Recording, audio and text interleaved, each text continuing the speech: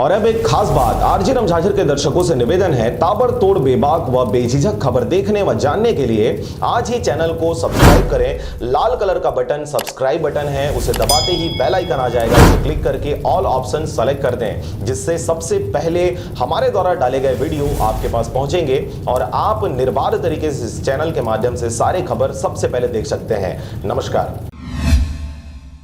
राष्ट्रीय सुरक्षा सलाहकार के विजय 2 दिन के बस्तर संभाग के दौरे में पहुंचे। गुरुवार को जगदलपुर स्थित कोऑर्डिनेशन सेंटर में पुलिस के आला अधिकारियों सहित सीआरपीएफ के अधिकारियों की बैठक ली गई। काफी इम्प्रूवमेंट है। 2 मुद्दे हम फोकस करते हैं, एक तो सिक्योरिटी, दूसरा डेवलपमेंट। एक हमेशा ये साथ ही जा सकते हैं, अलग अलग नहीं है, अलग अलग भाग नहीं है।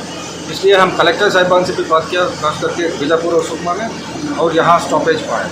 अलग अलग स्टेट में उनका तरीका थोड़ा डिफरेंट है, लेकिन सेंट्रल का अप्रोच भी उसके साथ 90% तकरीबन चाहिए। मान लीजिए एक जगह में थोड़ा सा सरेंडर का अमाउंट थोड़ा हो सकता है, थोड़ा। आपको बता दें कि बुधवार को राष्ट्रीय सुरक्षा सलाहकार विजय कुमार ने बीजापुर व सुकमा का दौरा भी किया। यहां सुरक्षा बल के अधिकारियों के साथ ही जिलों के कलेक्टरों से विकास कार्य को लेकर चर्चा की। जगदलपुर में बैठक के बाद मीडिया से बातचीत करते हुए के विजय कुमार ने कहा है, सुरक्षा व विकास दोनों मुद्दों पर ध्यान दिया जा रहा है। सुरक्षा व विकास को लेकर की समीक्षा बैठक की चर्चा की गई। विकास कार्यों को लेकर खास तौर पर ध्यान दिया जा रहा है। सभी सिक्योरिटी फोर्सेस के बीच तालमेल है। आत्मसमर्पण व पुनर्वास नीति को लेकर भी राष्ट्रीय सुरक्षा सलाहकार ने संतुष्टि जताई है। तो ओवरऑल हमारा स्थिति अच्छा है, कोऑर्डिनेशन बहुत, तालमेल बहुत ठीक है। तो और भी बढ़ाने के, इम्प्रूव करने के लिए हमने रिक्वेस्ट किया।